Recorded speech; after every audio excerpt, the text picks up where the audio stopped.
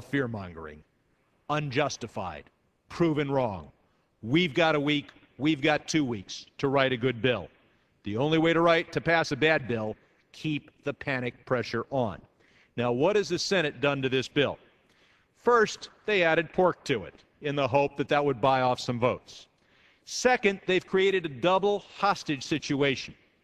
Now, we already know that the first bill was a hostage situation. When Polson announced this crisis, he basically sent a ransom note.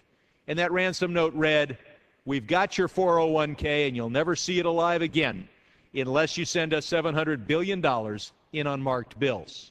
So we had one hostage situation. Now there's the AMT patch, a necessary tax provision that Congress passes every year. Without this patch, the AMT tax, which is designed to fall only on the wealthy, will hit another 20 million American households. Everyone knows we have to pass this. We sent it to the Senate for them to pass. Instead of passing it, they created a hostage situation. They refused to pass it. They put it on this bill. And so now we're being told, if you don't send $700 billion to Wall Street, we're going to tax 20 million American families in a way no one in Congress wants to do. That's totally phony. If we vote down this bill, the Senate will pass the AMT patch bill that we sent them, just like they do every year. Now, there was some attempt to tell the American people that this bill isn't going to cost anything permanently because in 2013 we're going to get the money back from the financial services industry. Nothing could be further from the truth. All the bill says is if the president has to send us a proposal to tax the financial services industry. Now, keep in mind, if the president has any good ideas in 2013, he'll send them to us, or she'll send them to us. If the president is only sending us revenue ideas because they have to send them, they don't want to send that proposal, well, then they're going to send it with a note saying, I'm required to give you this proposal, but I think it's a bad idea. Now, what do you think we're going to do with a presidential proposal that is disparaged by the president?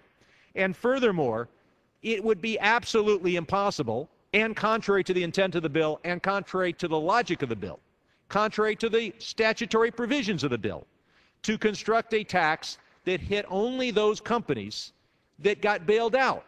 Instead, the tax is going to hit the entire financial services industry, and a proposal like that is highly unlikely to pass the House. And if it passed the House, if it goes over to the Senate, 41 senators could block it, and Wall Street will have enough money to hire 4,100 lobbyists. Now, why is it that we can't tax the individual companies that are bailed out on some sort of proportional basis? Well, first, many of those firms aren't going to exist in 2013. Second, we're not even keeping track of how much money we lost on the assets we buy from Goldman Sachs versus how much money we lose on the assets we buy from Citibank. We'll know how much we bought from each of them, but we might buy really toxic assets from one and only mildly troublesome assets from the other. We mix them together, then we sell them off, we suffer a loss. We don't know how to attribute that loss. How much are we going to tax Goldman Sachs? How much are we going to tax Citigroup? We'll never know how to tax those we bailed out. Now, some of these companies we're bailing out are just going to be shell companies, so you know they're going to disappear before 2013. And you know that a tax bill is going to hit similarly sized banks with the same rate of tax. The banks that got a big bailout, the banks that got a small bailout, the banks that didn't get a bailout, the banks that sold us kind of bad assets, the banks that sold us assets that turned out to be worthless.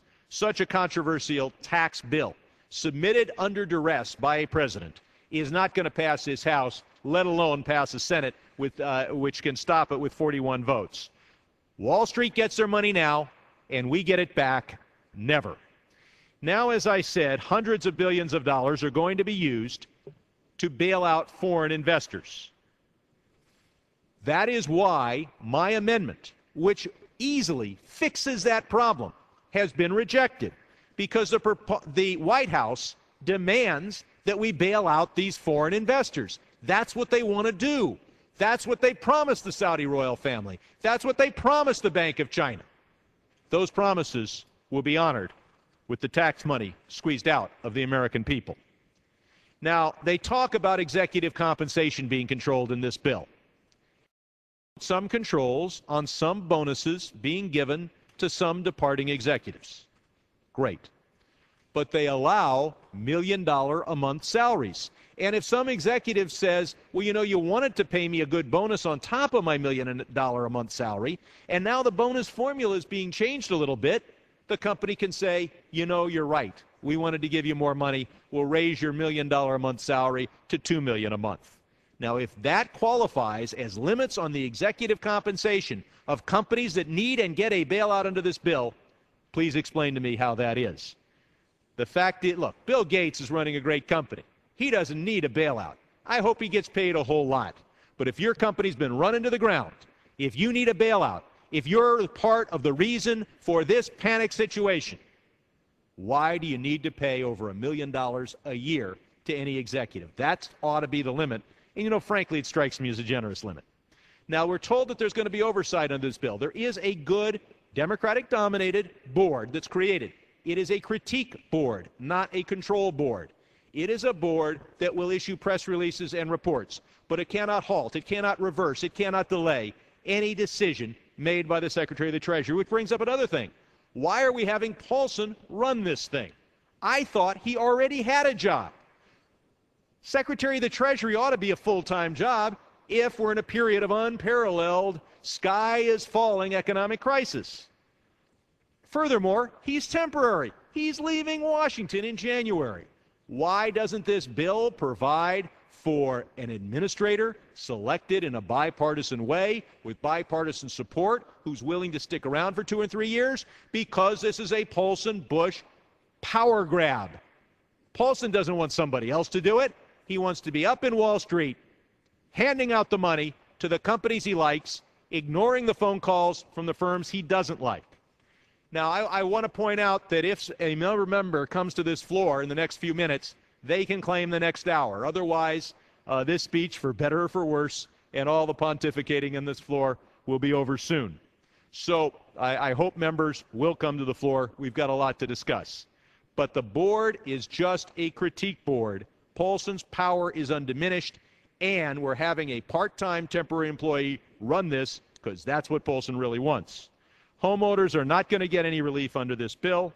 All $700 billion can easily be spent. I see the gentlelady from Ohio and hope that she claims the next hour of time. I thank her for coming here and for being here so quickly. I will use the remaining 3 minutes of my time and look forward to being part of her special order right up until the vice presidential debate starts.